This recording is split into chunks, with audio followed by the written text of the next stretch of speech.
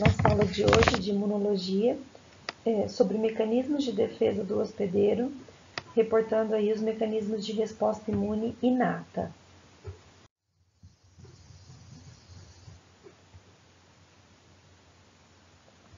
Então, em relação aos mecanismos de resposta imune, o nosso organismo se comporta de maneira a imunologicamente fazer uma resposta de defesa contra determinados tipos de micro-organismos.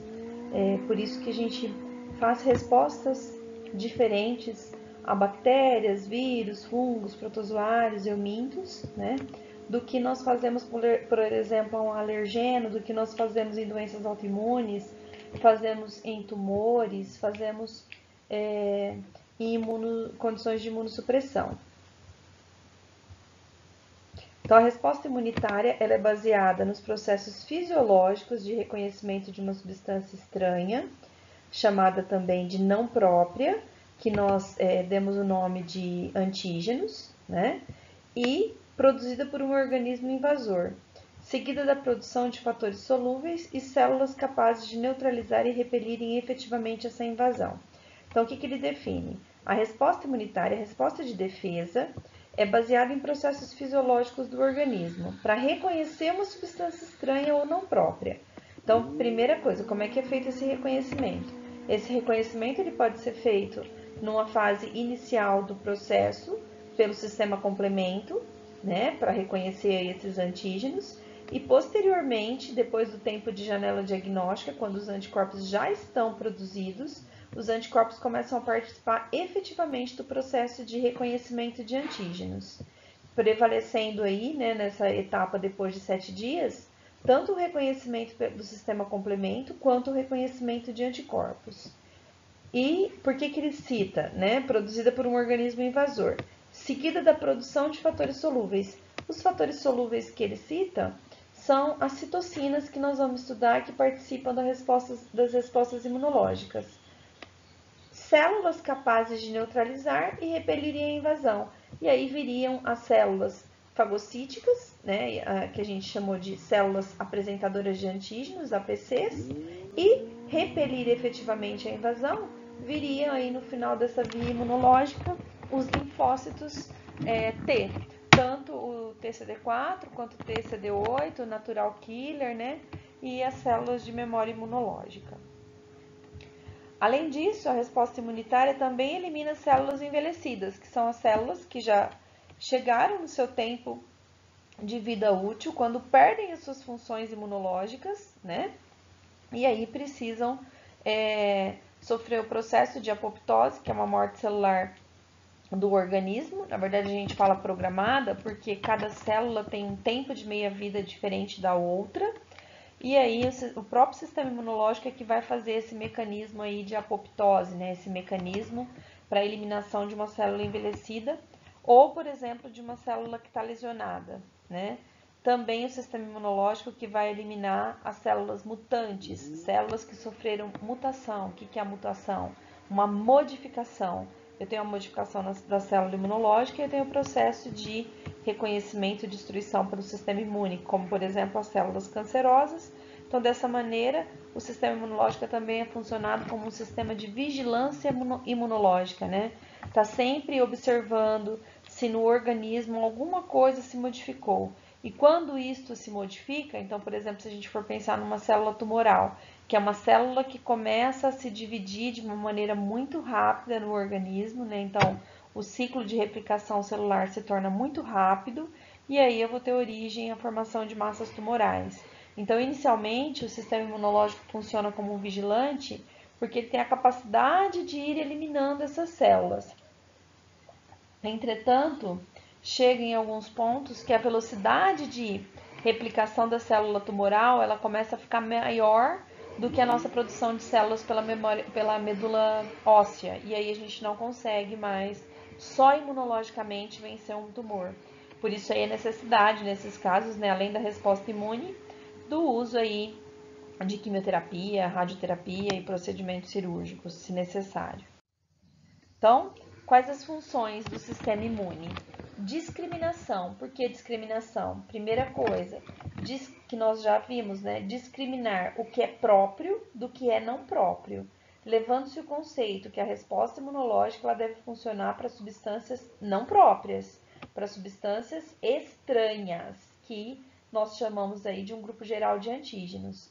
Quando o sistema imunológico perde o poder de discriminação, que ele não consegue mais distinguir entre o que é próprio e o que é não próprio, se instalam as doenças autoimunes. Por quê? Porque ele não consegue mais entender que as células do próprio organismo, né, são dele mesmo. E começam a reconhecer essas células como se elas fossem células, entre aspas, estranhas.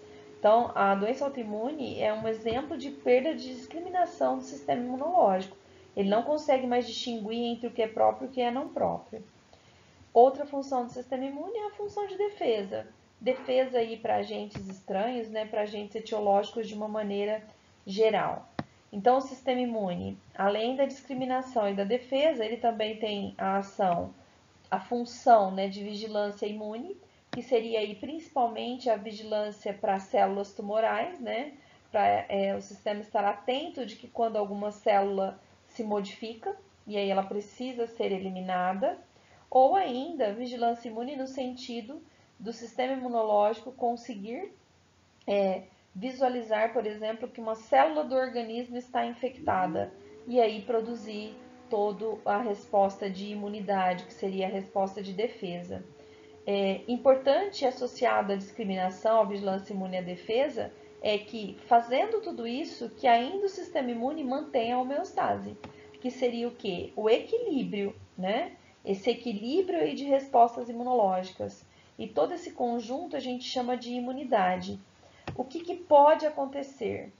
Como a nossa resposta imunológica é muito eficiente, pode acontecer que em algumas situações, algumas doenças, a nossa resposta imune esteja tão exacerbada, tão boa, tão potente, que o que a gente pensaria, ótimo, vai eliminar esse agente etiológico. Mas o que acontece? Respostas imunológicas muito potentes, muito excessivas, tendem a causar um dano maior do que o próprio agente etiológico. Então, muitas vezes o processo se agrava porque a gente tem aí uma resposta de defesa imunológica que não mantém a homeostase, que seria o equilíbrio. Que equilíbrio? Equilíbrio aí de uma resposta imunológica que seja viável, que seja compatível e que não cause danos aos hospedeiros. Então, por isso que a gente vai falar um pouco, né, da agora para frente, das imunopatologias, que é quando o sistema imune ele piora o quadro clínico do paciente, muitas vezes porque está muito exacerbado, muito aumentado, ou muitas vezes quando não existe um balanço imunológico adequado e, consequentemente, eu não consigo manter a homeostase.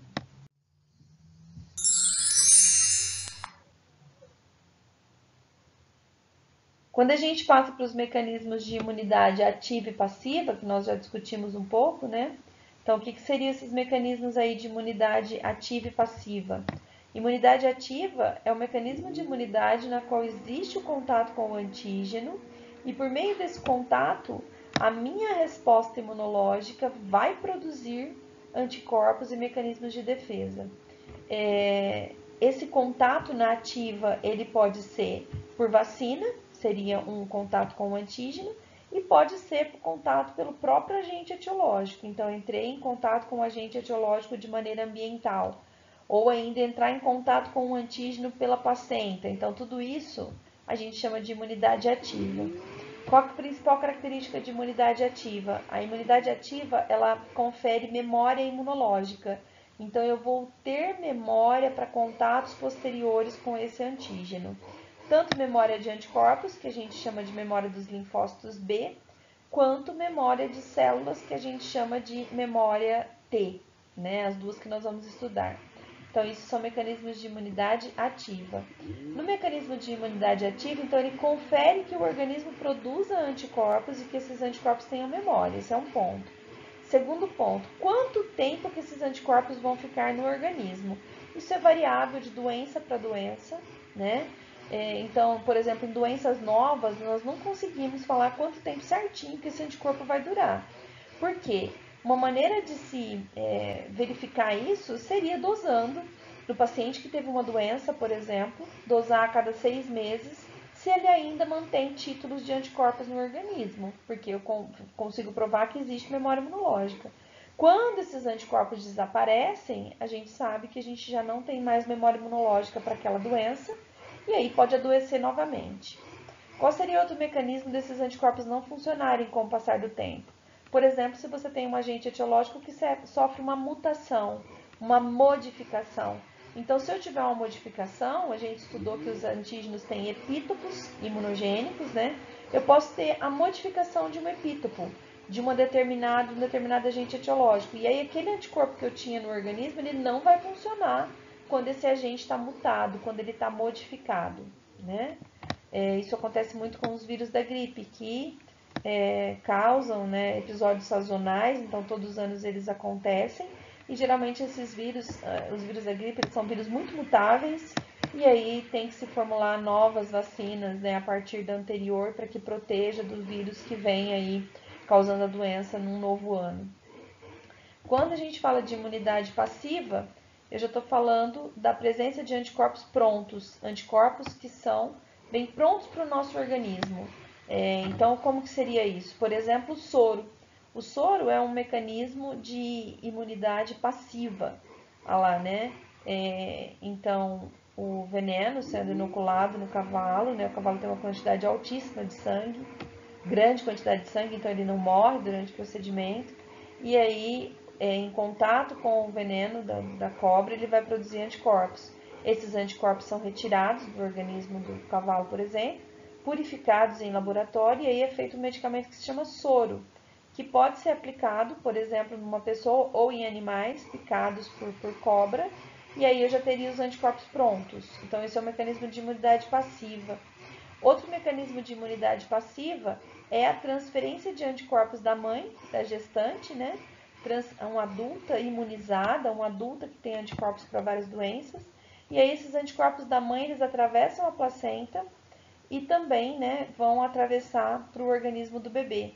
E aí o recém-nascido, ele nasce com um mecanismo de imunidade passiva, que aqui na figura fala que é um mecanismo temporário, que é o mesmo mecanismo temporário dos soros. Por que isso é temporário?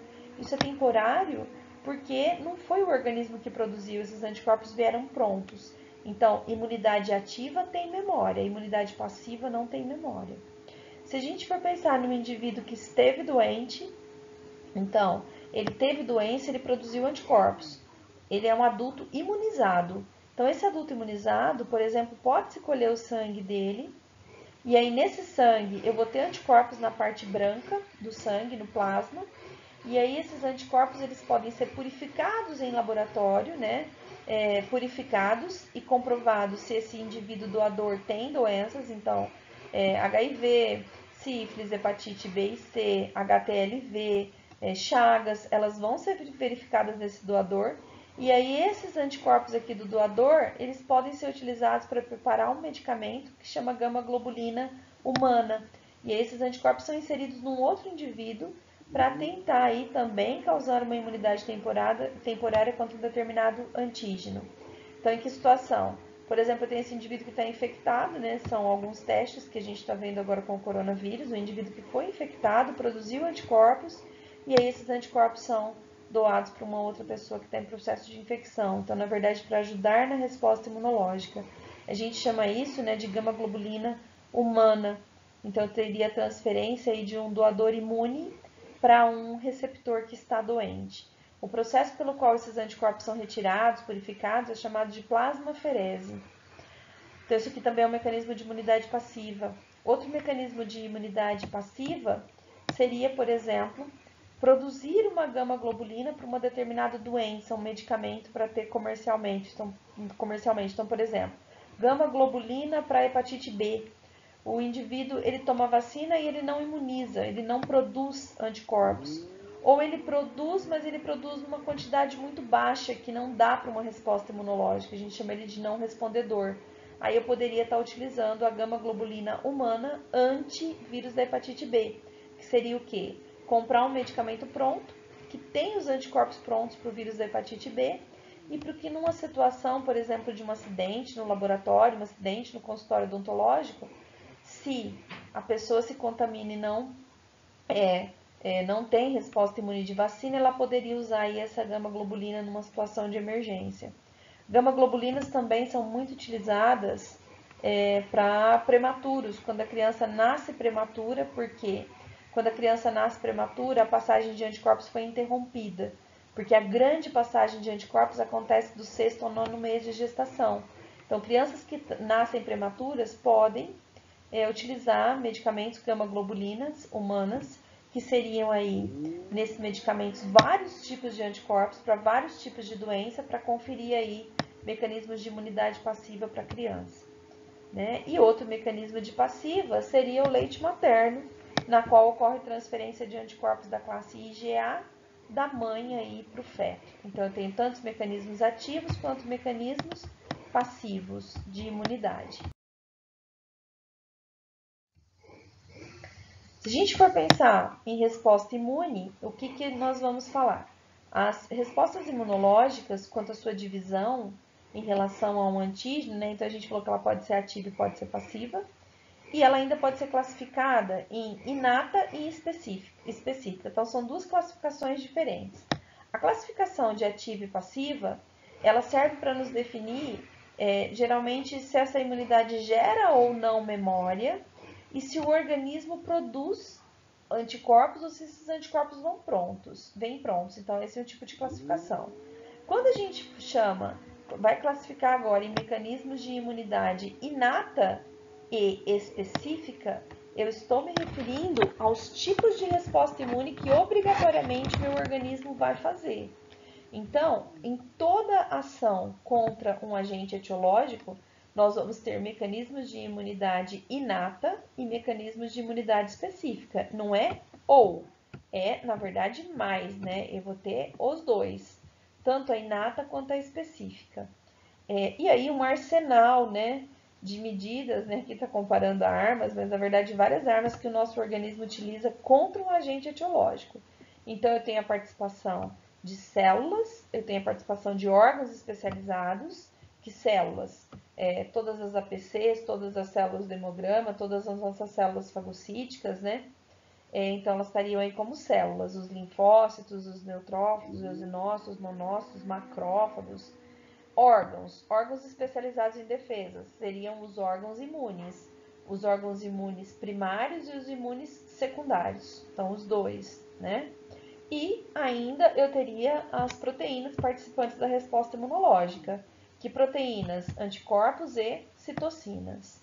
Então, a resposta imune, ela vai acontecer de maneira inata e de maneira específica. Então, na verdade, é uma mais a outra. A resposta imune inata seria aquela que é imediata. Entrou um agente etiológico no meu organismo, eu já tenho mecanismos de imunidade inata. A inata, ela já está pronta. A inata são mecanismos que nós já possuímos e que eles vão agir de maneira igual para qualquer agente etiológico. Tanto faz se é vírus, se é bactéria, se é fungo, se é protozoário, a resposta vai ser a mesma. A específica, então a gente vê aqui como inata uma cerca elétrica. Qualquer pessoa que tentar passar qualquer agente etiológico, ela vai funcionar de uma maneira igual. A resposta imune específica seria aquela que foi produzida para aquele antígeno que entrou no seu organismo. Então, ela é específica para ele, ela foi produzida para ele. Consequentemente, essa resposta específica, ela é uma resposta que demora um certo tempo para acontecer. Então, ela leva aí, na média, de 7 dias para começar a acontecer. Ela está muito relacionada à função dos anticorpos aí para o reconhecimento de antígenos. Então, isso a gente chama de específica ou adquirida, né? Eu vou adquirir. E ela vai ser específica, como se fosse um míssil, para cada agente etiológico. A inata, a gente chama de inata ou inespecífica, né? E aqui, específica ou adquirida. Então, os mecanismos de defesa. Então, a nossa resposta imune contra um determinado antígeno, ela pode levar ao mecanismo de defesa, e assim como ela pode levar à tolerância. Então, quando a gente entra em contato com o agente etiológico, eu tenho duas vias para acontecer. Uma, eu vou fazer resposta imune, né? E posso aí tá tendo o que dessa resposta imune? Cura, óbito ou doença crônica. Então, em contato com o antígeno, a minha resposta imune vai me levar à cura, ela vai me levar ao óbito ou eu ainda posso ficar com uma doença crônica no meu organismo aí para o resto da vida, como em algumas. Ou, o que pode acontecer também? Um mecanismo de tolerância. O que seria um mecanismo de tolerância? Quando existe um agente etiológico, mas o meu organismo não consegue fazer uma resposta imune adequada a ele. Entretanto, consegue controlá-lo no meu organismo. O que é isso, controlá-lo? Consegue impedir com que esse agente se replique. Eu não vou ter replicação, mas o agente está vivo. Os mecanismos de tolerância eles são muito utilizados para a definição de doença latente. Então, quando eu tenho uma doença latente, é aquela doença que eu tenho um micro-organismo no organismo, ele está vivo, mas ele não está se replicando. Quem está mantendo esse organismo sem replicação? O sistema imunológico.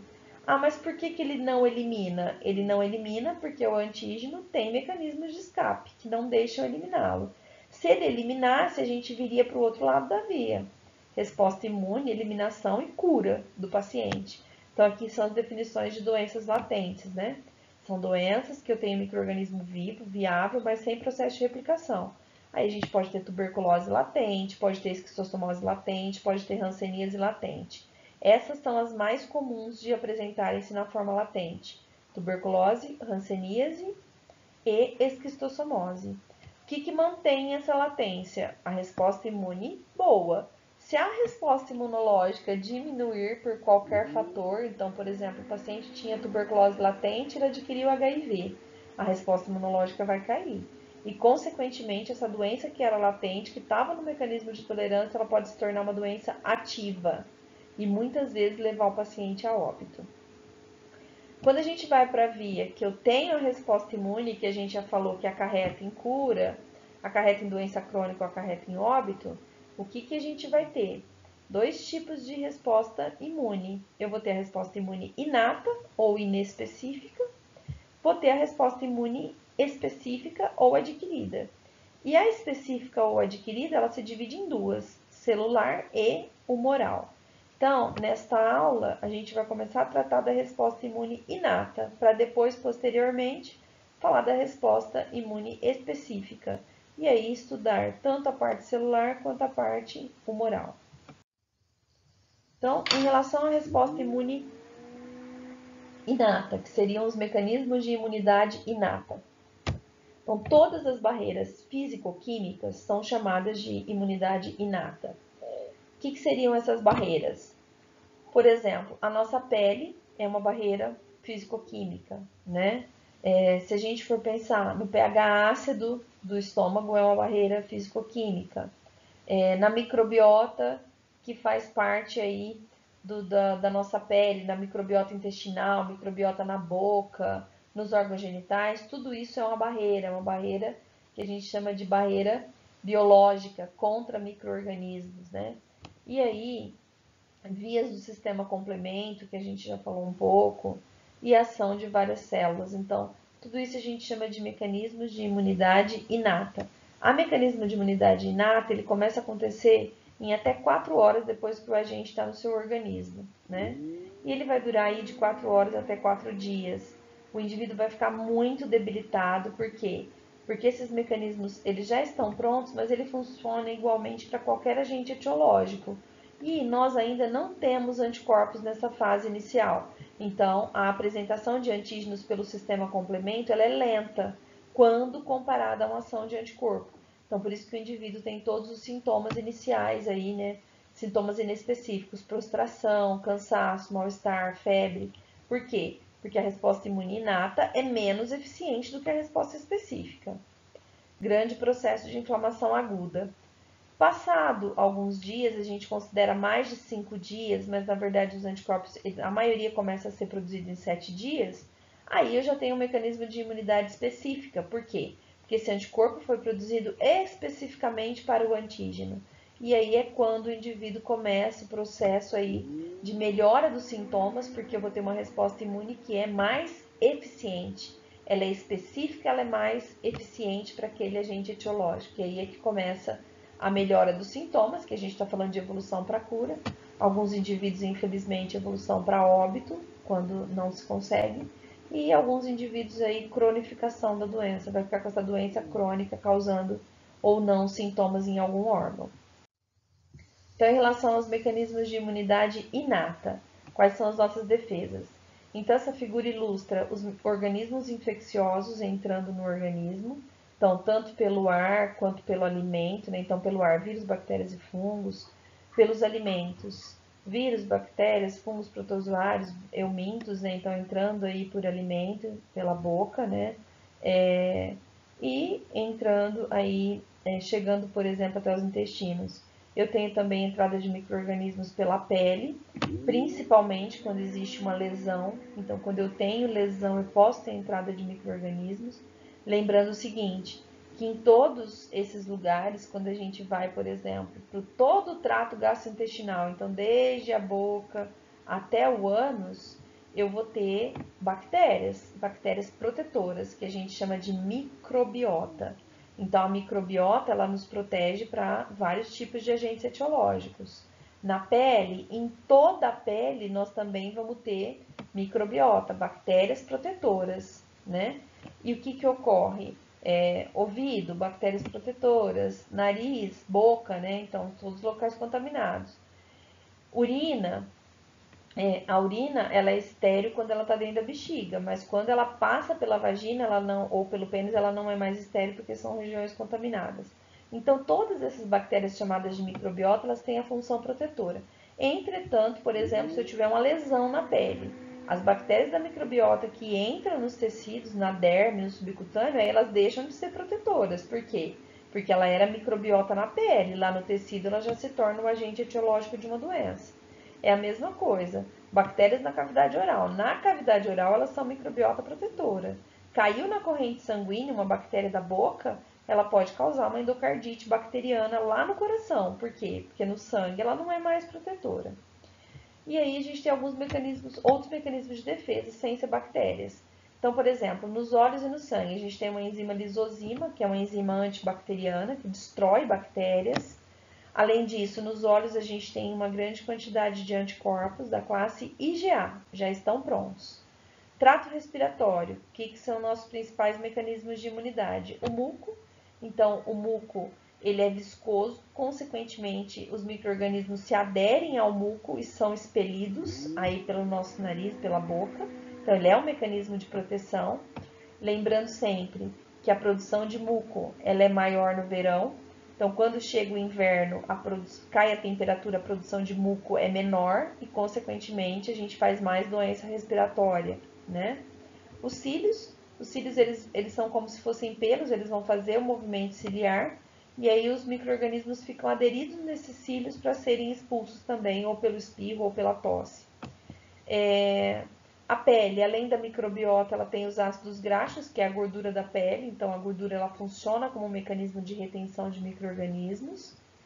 No estômago, o principal mecanismo, o pH ácido, então o ácido clorídrico mata micro-organismos. No intestino, a grande quantidade de bactérias de microbiota que nos protegem para agentes etiológicos. E na urina, o principal mecanismo aí de imunidade inata é o pH ácido. Então, a urina ácida, ela interfere com a proliferação de micro-organismos que possam estar vindo aí, né, de fora, né, via ascendente da vagina ou do pênis e contaminando aí a bexiga. A gente sabe que aqui vão ter os rins. Outro mecanismo de proteção de vias vaginais e penianas, vias genitais, na verdade, a presença de bactérias dos lactobacilos acidófilos, que também mantém essa região ácida e, consequentemente, impede a proliferação de micro-organismos. Então, a pele, as principais características de imunidade inata: microbiota, protetora, né? Então, as bactérias presentes na pele nos protegem. Que bactérias? Staphylococcus aureus, Staphylococcus epidermidis, Streptococcus. Então, essas bactérias, elas são protetoras na pele, impedem a proliferação de agentes etiológicos. Entretanto, se eu tiver um corte aqui nessa pele, uma lesão, e elas caírem na derme ou no subcutâneo, eu posso ter aí uma infecção. Por quê? Porque eu tive contaminação daquele sítio ali, né?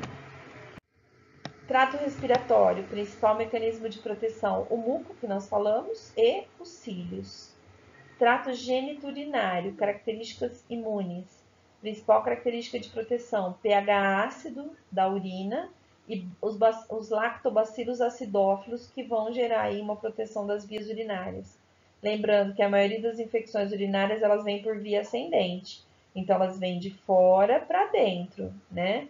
Podem atingir a bexiga, quando são só nas vias urinárias inferiores, a gente chama de cistite. Quando atinge a bexiga, a gente chama de infecção propriamente dita do trato urinário.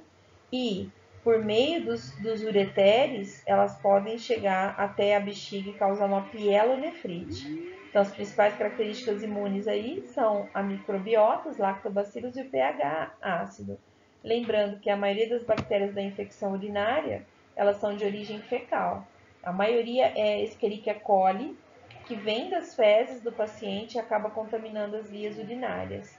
Mais prevalente nas mulheres, por quê? Porque as mulheres ocorre uma proximidade do ânus com a vagina, que no homem ela é longe, né? Então a proximidade anatômica do pênis com o ânus é longa, e aí a gente tem menos índice de infecção urinária em homens. Características imunes dos olhos. Então, a principal característica aí é a presença de anticorpos da classe IgA e de lisozimas.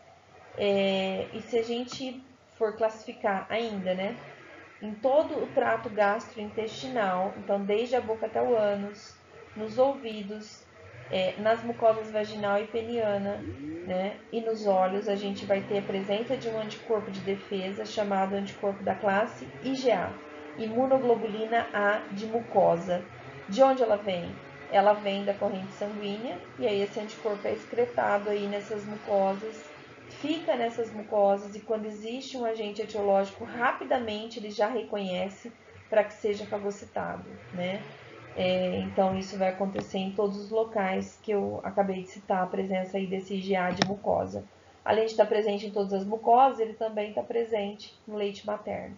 Então, esse IgA que já está pronto nas mucosas, ele faz parte do mecanismo de imunidade inata, que está pronto. Anticorpos produzidos especificamente para um antígeno, eles farão parte dos mecanismos de imunidade específica. Por isso que IgA de mucosa está aqui dentro de imunidade inata. Com isso, a gente finaliza essa primeira parte, para depois ir para a segunda aula de resposta imune inata, para falar de proteínas de fase aguda do processo de resposta imune.